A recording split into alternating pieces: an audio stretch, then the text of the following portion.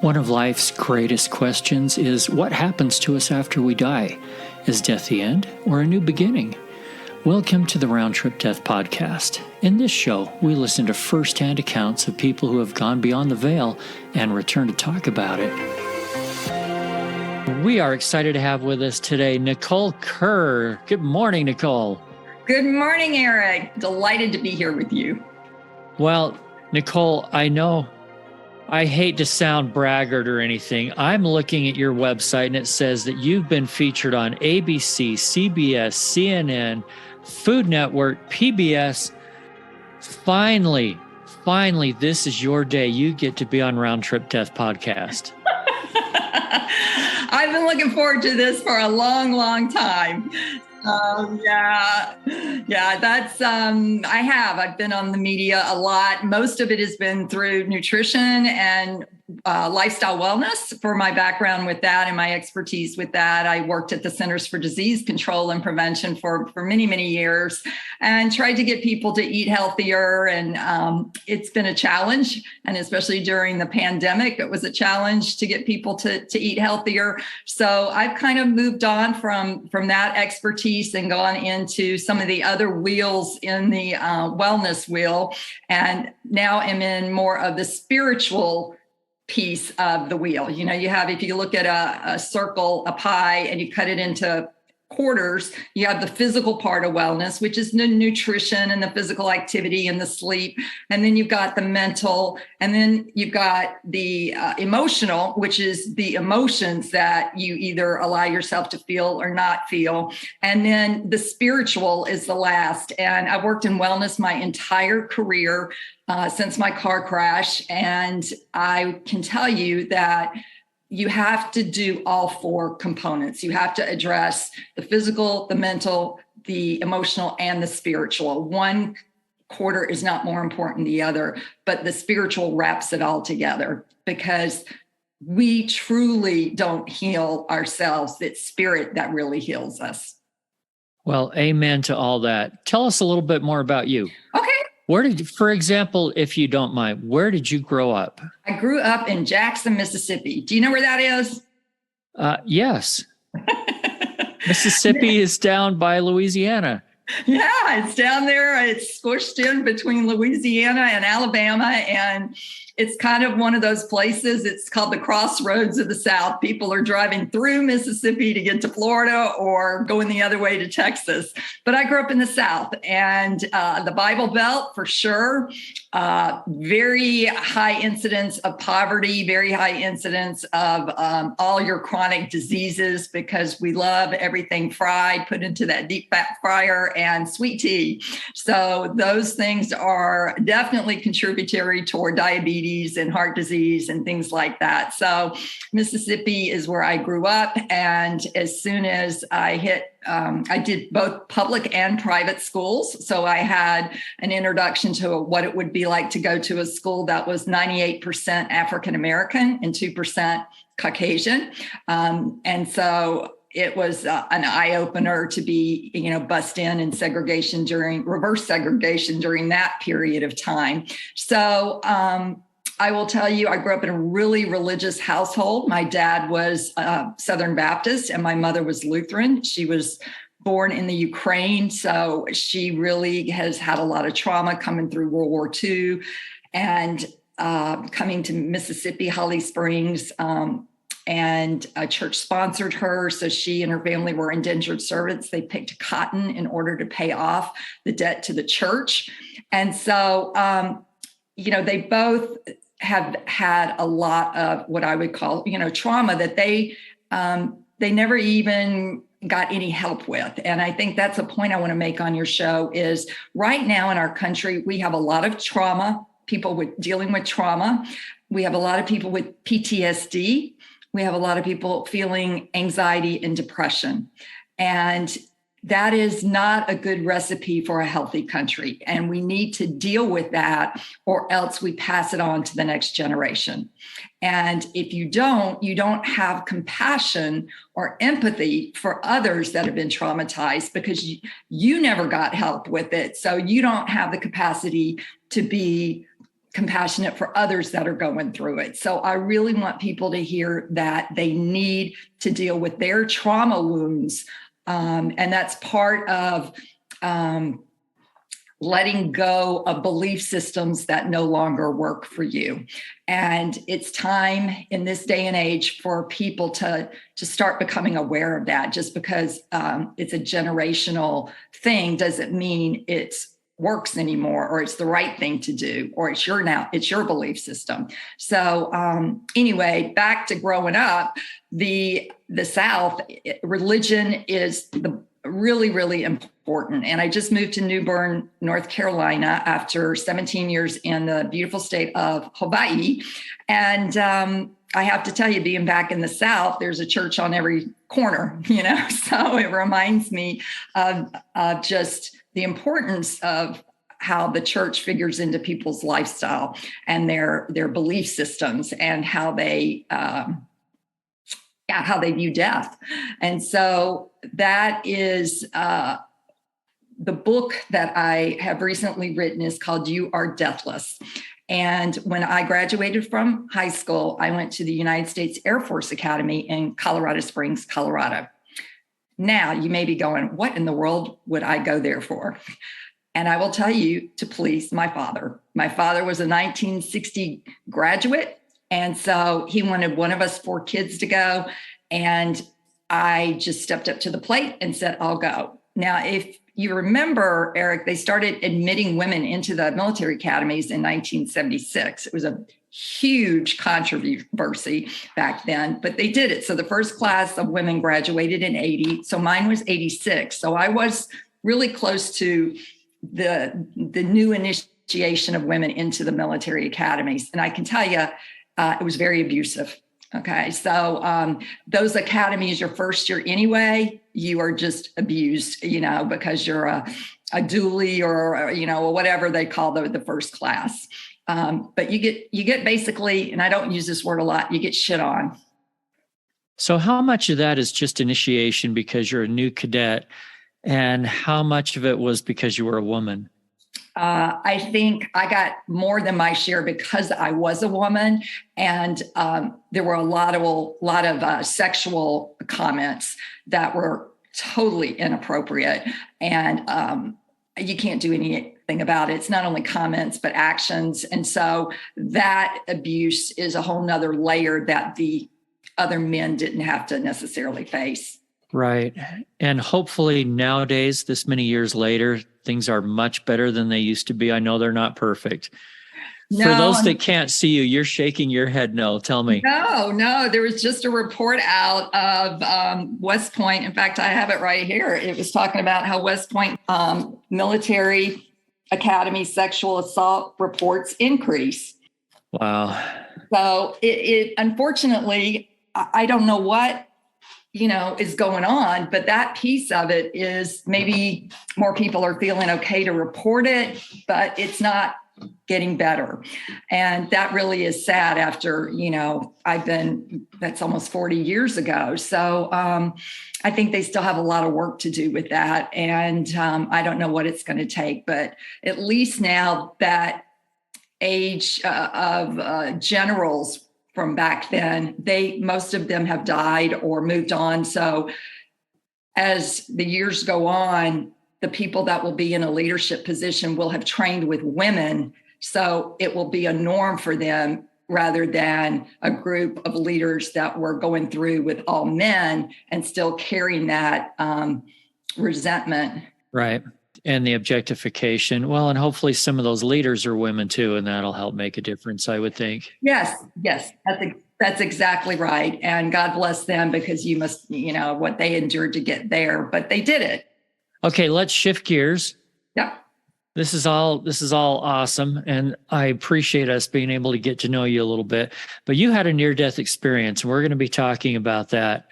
I want to do I usually go kind of in chronological order.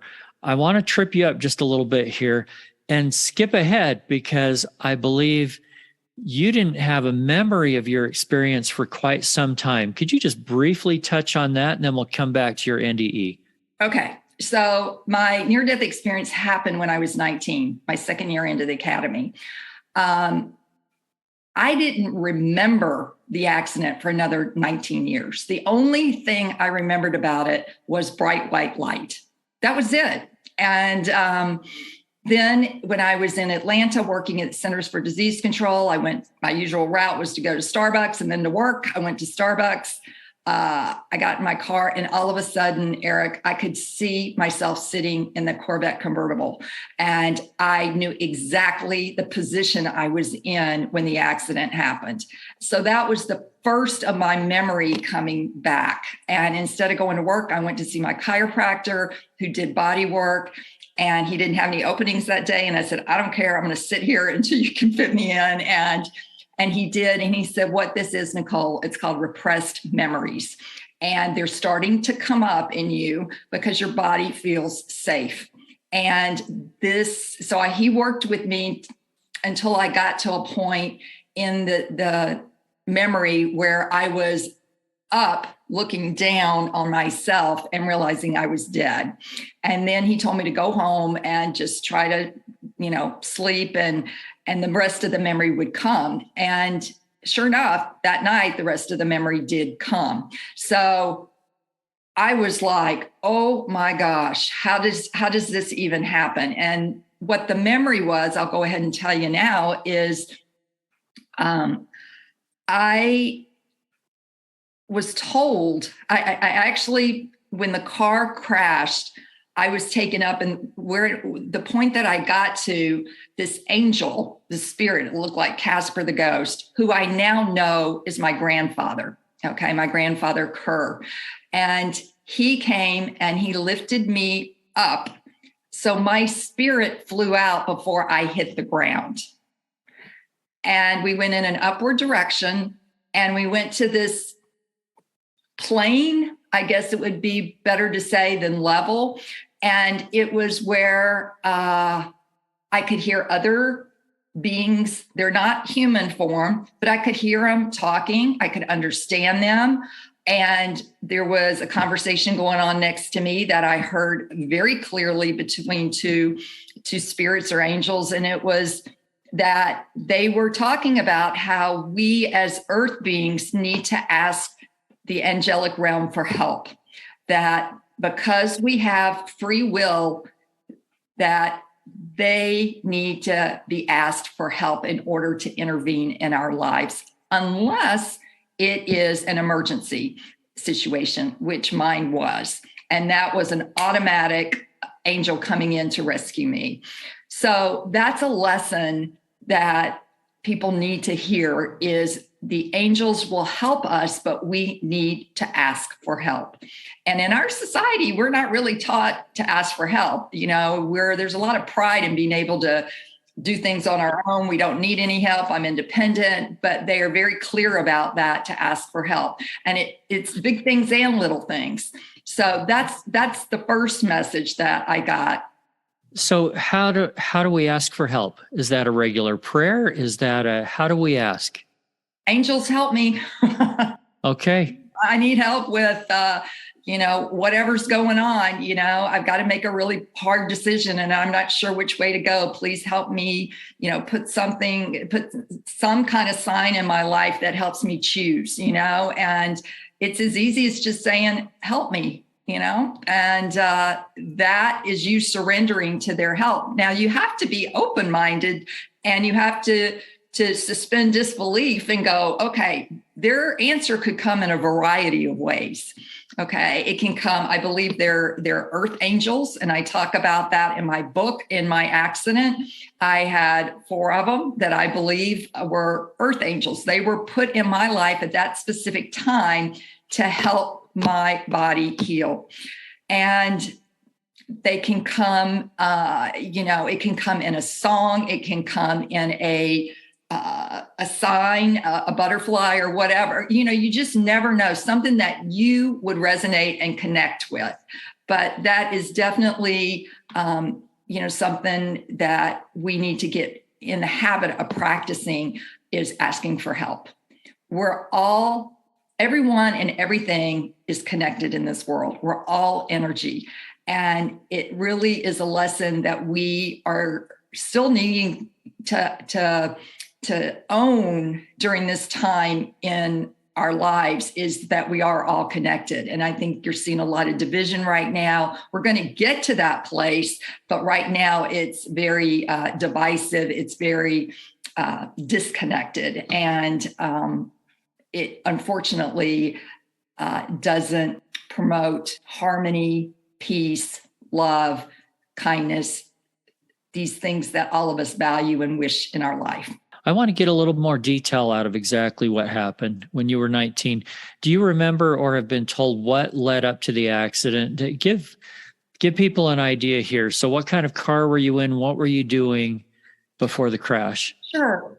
But let me say the other message I was giving. Oh, please do. That was more direct. And that was me looking down at my body in the ditch. And I could see I had on my Azad shirt and my khaki pants. And I was like, whoa. So my angel told me, Nicole, you're going to go back. And I was like, oh, I don't want to go back, because I knew there was going to be a lot of pain and suffering. So I was like, no, I don't want to. And he said to me, and I say he because it was masculine, and I was told that my message was to tell people to not be afraid of death. That's simple. And this is 19 years later, and I'm going, how in the world am I going to do that? I just couldn't even fathom that, because at that point, I was still scared of death because I had never really dealt with my own fear of it. When I was in the hospital, I was there 4 months. Every single day was life and death. They didn't know if I was going to make it or not. So I became terrified of death again, So this was what I was told. And then I just remember being up there, and it was like this white light and all these different colors. They're colors that were there that weren't in the 64 Crayola color box that we got as kids. It was other colors, but what white absorbs other colors, right? So when you're in white, you're actually in all of these colors. And in my opinion, that is the essence of God, okay? Is this pure love, light, just a cocoon of it. I just can't tell you how beautiful it was and how comforting it was. And it just didn't have words. There was no negativity, there was no pain, there was no suffering, none of that. So, clearly, I didn't want to come back because I knew what I was going to be up against with my family and just trying to heal from what I could see were a lot of injuries. So that's the main message, and hence my book, You Are Deathless. A near-death experience taught me how to fully live and not fear death. So it's taken me another 20 years to figure out that message. So I kind of feel like what the Israelites were wandering around for 40 years in the wilderness, it's been my whole adult life to try to get this message out. I mean, I went on with my life, but, it's a big one. And we are a very gloom and doom society when it comes to death. And a lot of us are in death denial. It's not going to happen to me, or someone that I love. And you just never know. That's the whole thing. You always need to be prepared because any of us could go at any moment. That's what I wanted to make sure everybody heard were those two messages. Do you have any questions about that? Oh, absolutely. I always have lots of questions, but I want to go back to the accident. Let's get into that first. Okay. So the accident happened the beginning of my sophomore year. I made it through the worst of it. I mean, I made it through Hell Week. I made it through survival training, all of that kind of stuff. By the hair of my chinny chin chin, I made it, but I wasn't happy. And the further along you get in the academy, the harder it gets in terms of academics. So I was the beginning of my sophomore year. We had a big squadron party to kick it off.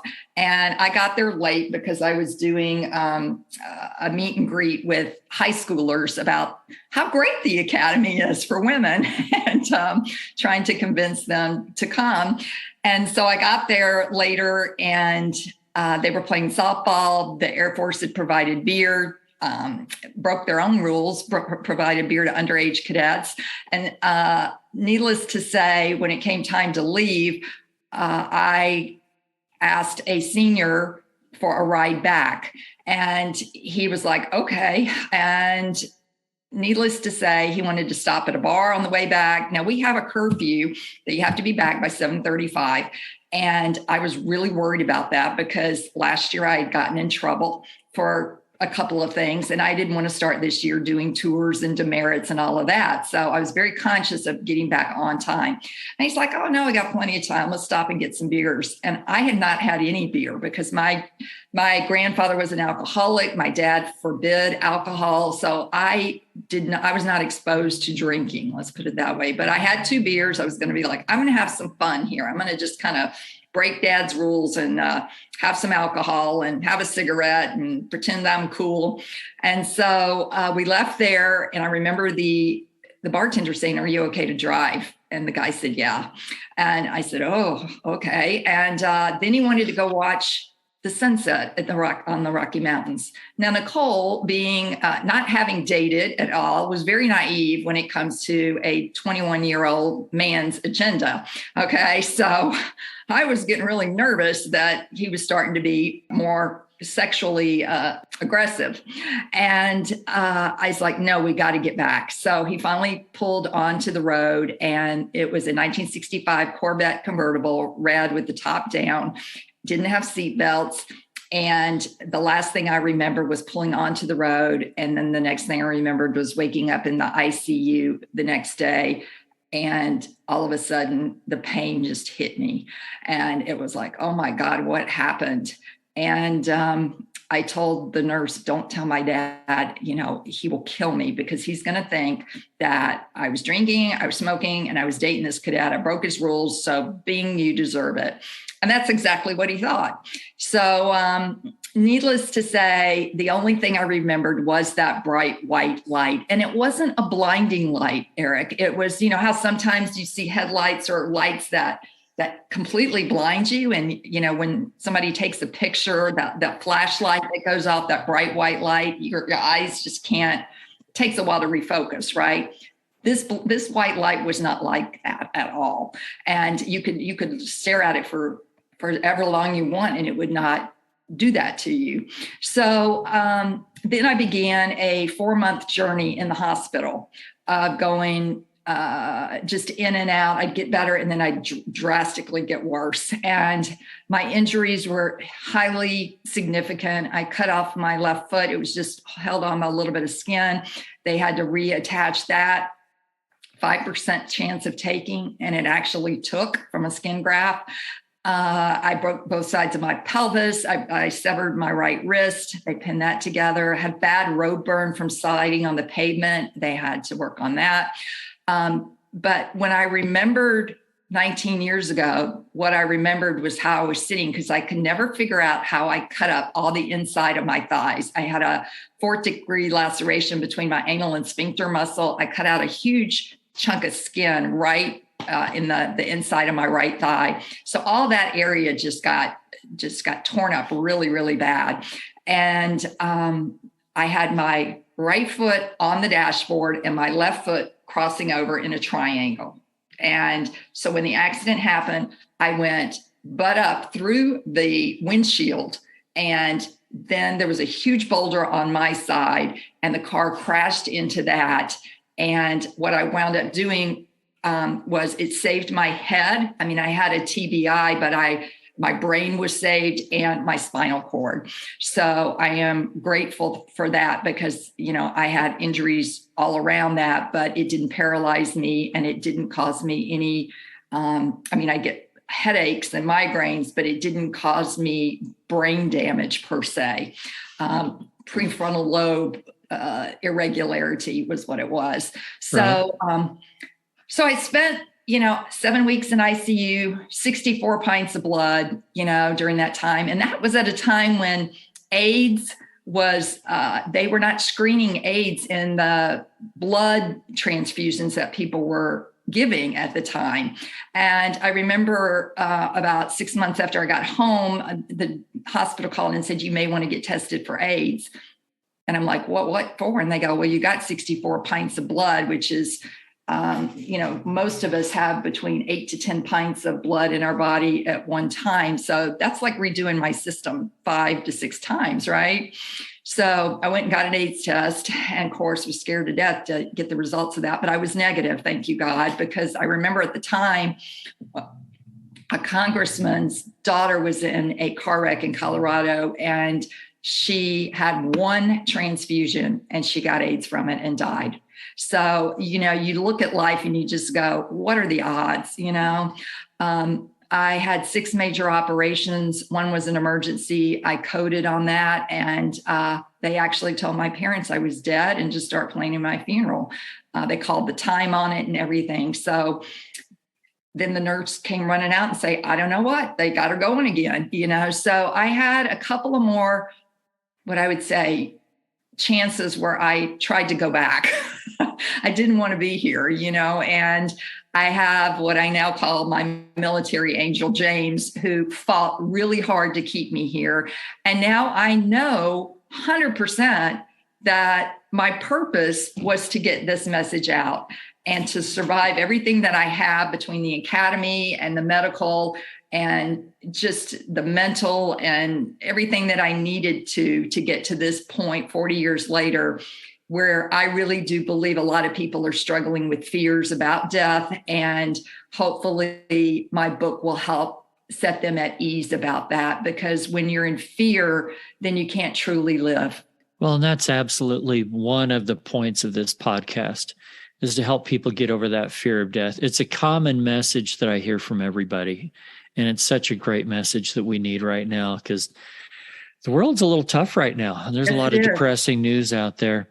Before we move on, tell me what else, if anything, that you can remember from that NDE itself. Be as specific as you can. Sight, smells, sounds. It was mainly the feelings of no fear, no negativity. I didn't feel alone. I didn't feel judged. I just felt love. And I realized that God is love. God, period. There's no punitiveness there. There's no judgmentalism there. Our souls do live on. Okay. They have a long trajectory. And you do see your loved ones when you return to the other side, but you're not holding on to all the negative. You see them in their soul form, which is love and beauty and light. So none of the abuse or negativity or anything that went on this earthly plane is brought up there. So that is so comforting, because I have parents now that are religious addicts, and we don't speak, unfortunately. And it's their human form. It's not who their spirit is. And that is what I've had to really pull apart, is that's not who the essence of my mother is. The essence, it's God. She has just gotten caught up and trapped in belief systems that have caused her to maladapt to a certain way of life. And it's very critical. It's very judgmental of others. And it's sad. Yeah. You mentioned a masculine angel that you found out was your grandfather. Did you know that at the time, or did you figure that out sometime later? I've just figured that out in the last 4 weeks. Okay. And he came to me and I was just like, I was shocked, because I was just like, okay, I knew the whole time it was a masculine presence. And I was just like, so I decided to ask I have spirit, we all have spirit guides and we all have guardian angels. I decided to ask, would he make himself known to me? And he did. And I think that goes to show one of the lessons from NDEs is you'll see your loved ones. Well, my loved one was my grandfather, who died at my age right now. He died young from a heart attack. And it's just like, oh my goodness, he chose to reveal it at the age he died. Yeah, that's interesting. Yeah. Well, can I ask more about repressed memories? And I realize you're not a licensed psychiatrist or anything, but you've had a lot of time to think about this and probably do a lot of your own research.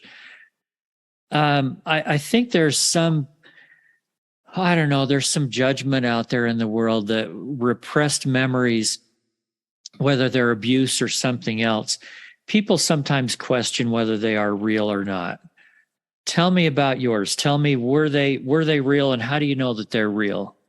That is a very good question. And I will tell you, I did, and I talk about it in the book because I put some science, since I was trained as a scientist, I put some science in there about trauma, about repressed memories, about NDEs, and how, it's very difficult to trust that it's a memory, because of what people say.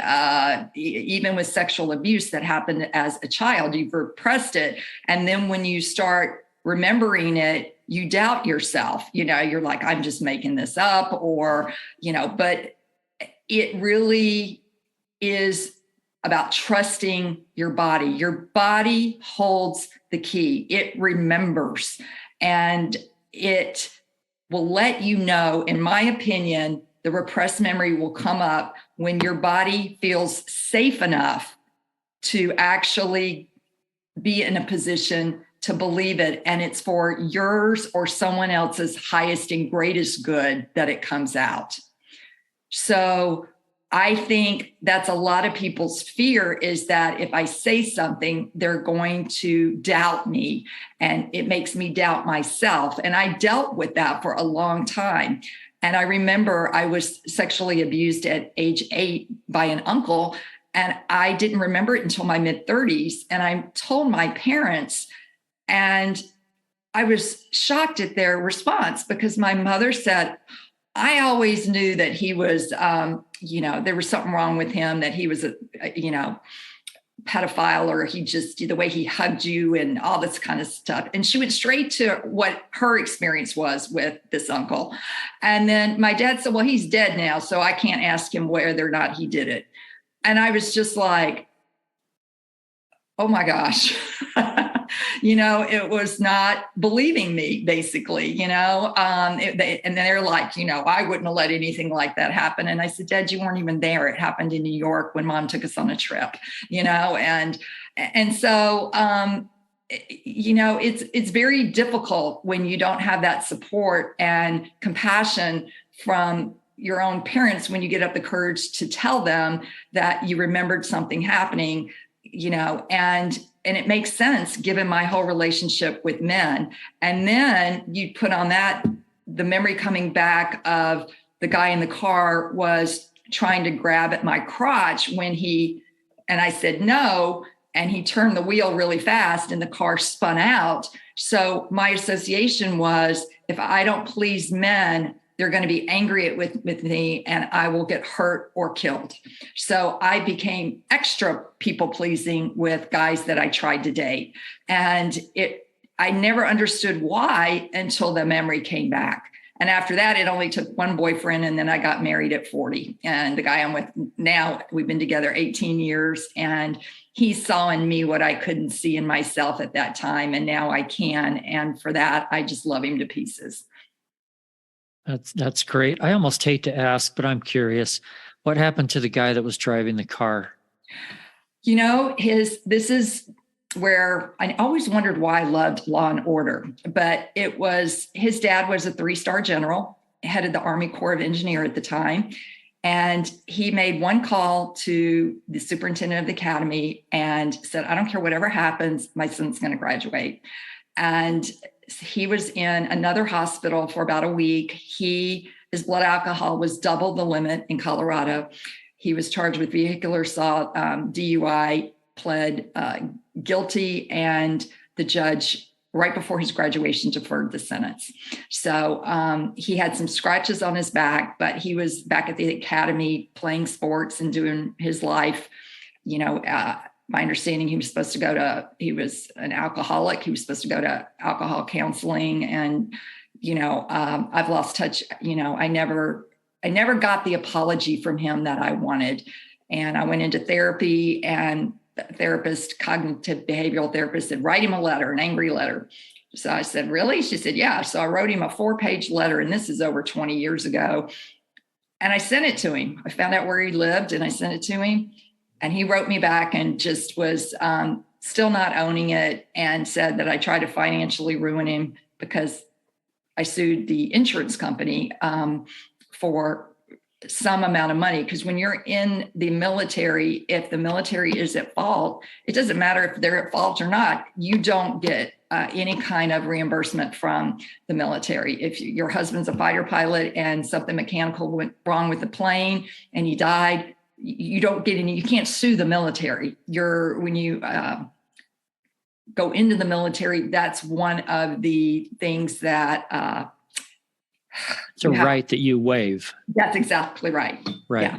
So that was the case with this, even though the academy was wrong in providing liquor for underage cadets, even though the officers left before everybody else did. I mean, there was a lot of rules that were broken.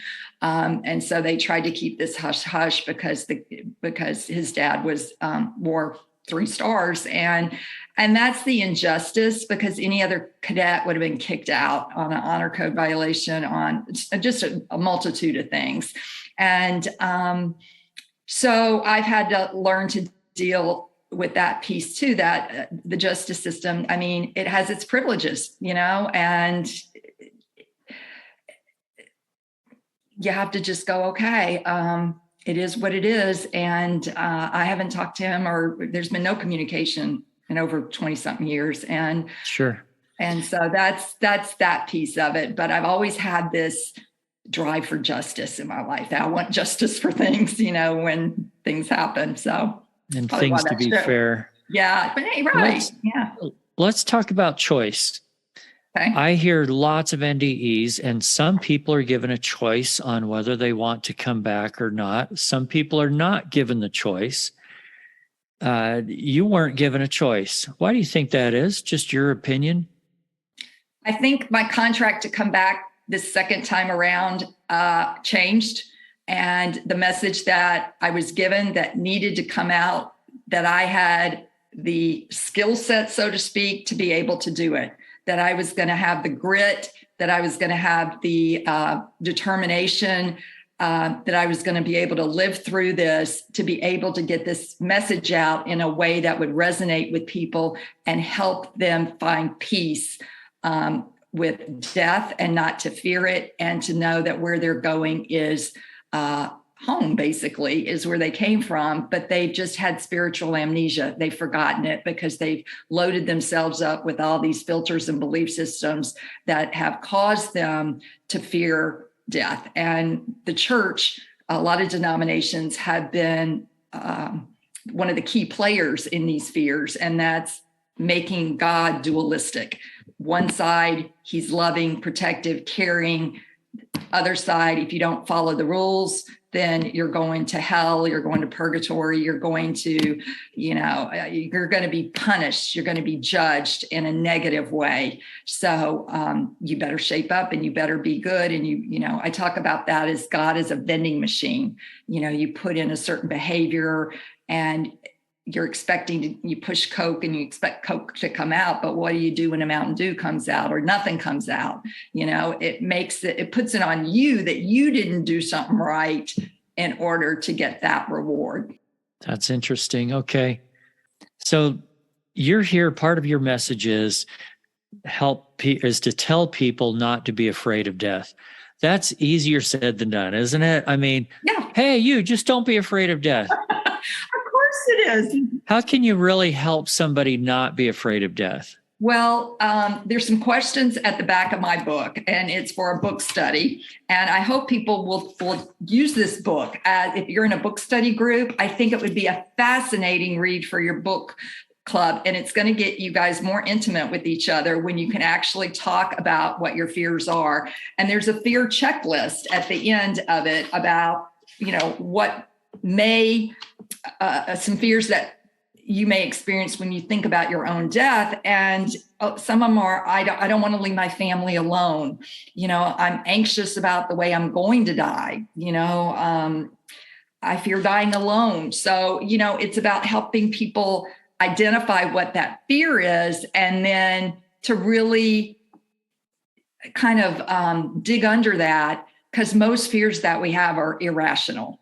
And if you can get in alignment with who you really are, and that means alignment between the physical, the mental, the spiritual, and the emotional, then you are really clear. You have that clarity. And once you get the clarity, the fear ceases to be, and you can really understand, no, that's coming from a belief system that I really logically don't believe it, but it's still stuck in my amygdala, and I'm still frightened of it because I learned at 6 years old, when I look up and I see Jesus suffering on the cross. I mean, how could that image inspire anybody about death, that it's good? And even Halloween, you think about Halloween with the little kiddies dressed up, but all the death symbols are scary. I mean, you see skeletons, you see coffins, you see Dracula, it's not a positive promotion of death. And I get all that. There's also something in our DNA that is a survival instinct. That's right. Yes, that's part of being human. It's part of being human, whether you want to call it the evolutionary factor or something, but there is something inside of us that is trying to stay alive as long as possible. And that's what our whole Western medicine is doing, right? If we can get you to live to be 89 instead of 88, whether your quality of life is great or not, then we've accomplished something. So, but that is a part of our DNA, it seems like. So it's natural for people to fear death, because that is, as far as a physical thing, I think that we're born with that. And then you're talking about the spiritual side, and somehow they have to come into alignment. Yeah, and don't misunderstand me. When someone dies, there is still suffering, grief, pain, loss, and we have to really be careful and compassionate and hold and heal those people. But in the greater cosmic content, I guess, the benevolence and the knowledge are extraordinary. They really are. You're going to be able to live a happier life if you know that the place when you do decide to pass is going to be beautiful, and it's going to be loving, and you're not going to be alone, and you're not going to be judged. And love is really all that matters. And trying to love yourself unconditionally is one of the biggest challenges, because I tell people, take that word should and kick it out into outer space and let it blow up. Because every time you say should on yourself, I should be doing this instead of that, or you should go here instead of there, should equals shame. And when you put shame on somebody or take it on yourself, you go to a really lower vibration. And what you're trying to do is raise your vibration. So throw that word out, and throw the other word out is try. I'm going to try to meet you for coffee. You commit or you don't commit. Try is a way for you to get out. It gives you a buffer. So really think about that the next time you say should or try, and try to get your awareness to catch it and go, okay, what am I really doing here? Okay. What other lessons do you have for us?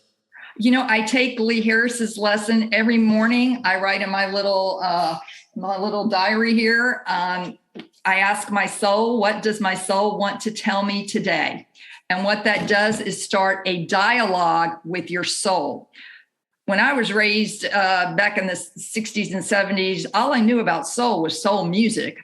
I didn't understand soul. I just understood my physicalness, and I better be a good girl, okay, or God was going to be mad at me. Actually, if my dad was mad at me, then God was mad at me, because my dad really was God. And I talk about in the book, he had his own 10 commandments, and that we knew if we broke those, we were going to get punished severely. And the first one was you can't spend the night with other people, and it's like, I did it once. I got in trouble, even though I had permission from my mother in the 4th grade. And then I didn't spend the night again until I went off to the Air Force Academy, and I had my 3 other roommates in there. And now I don't have children. I have 2 fur babies, but I see kids all the time spending the night. I mean, it's just like every weekend, I'm going to go spend the night with so-and-so. And I'm just like, but my dad was of the mindset, nothing productive is ever going to come from you staying up all night, and you've got work to do. You got your chores to do on Saturday. So, he had his reasons, but it was very restrictive. If you can remember The Great Santini. Yes, I do remember that film. It's a good one. Yeah. But it's a very contained, orderly, fear your dad. So that was the kind of family you were raised in. Yeah. Okay. For those that haven't seen The Great Santini, yes, I'd recommend it. It's a good old film. I don't know where you can find it now, but I'm sure it's out there someplace. And the young man in it, his father was he a Marine officer, sergeant, something, and ran their family like a drill sergeant would. Yeah. Anyway, hey, Nicole, appreciate your time a lot. Thank you very much. We'll put your website in the show notes so people can find books and things that you've talked about here and know how to get a hold of you if they want to. And I think the thing that I've gotten from this, as far as not fearing death, I think it's not a matter of, hey, I don't care if I live or not because dying's fine. I think it's a matter of let's replace the fear with peace. I don't want to die today, okay? But there's a lot of reasons to be living today still. And when my time finally comes, I'm at peace about that. Yeah, and not resisting it. Yeah, because we really are, I've started to call myself an eternality advocate. So that means endlessness, everlasting, because your soul is everlasting. And that is, you will go on and on and on. And that is just beautiful. That's a great message to end on. Thank you, Nicole. Okay, thank you. If you have had a round-trip death experience, we would love to hear about it. Send an email to eric@roundtripdeath.com. And lastly, if you have found this program uplifting, if it's given you just a little more hope in the future, share it with a friend, hit that follow button, and take a few seconds to write us a review. Until next time, I wish you everything good that you're looking for in this life and the next.